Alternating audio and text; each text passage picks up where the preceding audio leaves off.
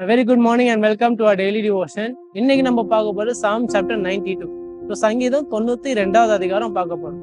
So இதுல ஒரு சின்ன சம்மரியா பார்க்கும்போது இந்த சங்கீதம் வந்து என்ன பண்ணுது, சாம் ஆஃப் பிரைஸ், ஆண்டவரை துதிக்கிறாங்க. அது என்ன, சாபத்துக்கு ஏற்ற மாதிரி. ஸோ கரெக்டா அந்த சாபத்தினால ஆண்டவர் துதிக்கிறதுக்காக என்ன பண்ணிருக்காங்க, இந்த சங்கீதத்தை ப்ரிப்பேர் பண்ணியிருக்காங்க. ஸோ என்ன பண்றாங்க, ஆண்டவருக்கு முதல்ல நன்றி காட்டுன்னு சொல்றாங்க, ஆண்டவரை துதிக்கிறாங்க. அடுத்து என்ன பண்றாங்க, ஆண்டவர் பண்ண நன்மைகள் எல்லாம் என்ன பண்றாங்க, செலிப்ரேட் பண்றாங்க. செலிப்ரேட் பண்ணிட்டு என்ன சொல்றாங்க, ஆண்டவர் நம்மளுக்கு வச்சிருக்க சித்தங்கள் எல்லாம் என்ன ரொம்ப ஆழமானது. அடுத்து என்ன சொல்றாங்க, அதுக்கடுத்து இந்த துர்மாக்களோட கம்பேர் பண்றாங்க. துர்மாக்கள் என்ன பண்ணலாம், நம்ம பார்வையில உடனே செழிப்பா இருக்கலாம், ரொம்ப சந்தோஷமா இருக்கலாம். ஆனா ஆண்டவர் என்ன சொல்றாருன்னா, இந்த சங்கீதத்துல மூலமா என்ன சொல்றாருன்னா, என்ன இருக்கும், உங்களுக்கு நான் வச்சிருக்க சித்தம் ரொம்ப ஆழமானது. அவங்களுக்கு இருக்க சந்தோஷம் வந்து, அவங்களுக்கு இருக்க செழிப்பு வந்து இருந்தாலும் ரொம்ப நாள் நீடிக்காது. என்னன்னா நான் உங்களுக்கு அதோட பெரிய சித்தம் வச்சிருக்கேன், ரொம்ப பரிசுத்தம் அவங்களுக்கு என்ன வச்சிருக்கேன், ரொம்ப பெரிய சித்தம், ஆழமான சித்தம் வச்சிருக்கேன்னு சொல்லி என்ன பண்றாரு, ஒரு கம்பேரிசன் பண்றாங்க.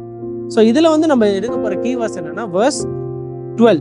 ஸோ என்ன சொல்றாங்க, the righteous flourish like the palm tree and grow like cedar in Lebanon. இன்னொரு சொல்றேன், the righteous flourish like a palm tree and grow like a cedar in Lebanon. So இதுல இருந்து நம்ம என்ன எடுத்துக்க போறோம்னா, வெரி சிம்பிள் கம்பேரிசன் பண்றாங்க. என்ன பண்றாங்கன்னா, நம்ம அனாலஜியா பார்ப்போமே. ஸோ என்ன சொல்ற, ரெண்டு கம்பேரிசன் இருக்கு. ஒரு ரெண்டு செடி எப்பவுமே ரெண்டு தான், ஏன்னா we compare two things. So ஒரு செடி பிளான் பண்றீங்க, இன்னொரு செடி பிளான் பண்றீங்க. ஸோ ரெண்டு செடி பிளான் பண்றீங்க. ஸோ ரெண்டு செடியில ஒரு செடிக்கு வந்து என்ன இருக்கு, வேர் வந்து ஆழமா இல்லை, ஆழமா இல்லை. ஏன்னா என்ன பண்ணு தெரியுமா, அந்த செடி எனக்கு வேர் வேணாம், எனக்கு நான் ரொம்ப ஹைட்டா இருக்கணும், அதுதான் என் ஆசைன்னு என்ன பண்ணுது, வேரை வந்து குட்டியா வச்சுட்டு என்ன பண்ணுது, ஹைட் வந்து வளர்ந்துகிட்டே இருக்கு. இன்னொரு செடி என்ன பண்ணுது, நான் வேற ஆழமா இருக்கணும், அதுக்கப்புறம் நான் ஹைட்டை வளர்த்துக்கிறேன்னு என்ன பண்ணும், அந்த பிளான்ல இருக்கு. ஸோ என்ன ஆகுது, அது ஹைட்டு வந்து கம்மியா இருக்கு அந்த முதல் செடியை கம்பேர் பண்ண, ஆனா வேர் வந்து ஆழமா இருக்கு.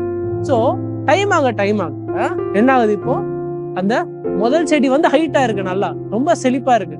ஆனா ஒரு புயல் வந்தோன்னு என்ன ஆகும், அந்த முதல் செடி ஹைட்டா இருக்குதான் முதல்ல அழியும்.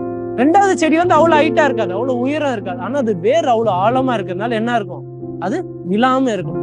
அதே மாதிரிதான் இங்க இந்த சங்கீதத்துல என்ன சொல்றாங்கன்னா, துன்மாக்களோட வேர்கள் அந்த மாதிரிதான்.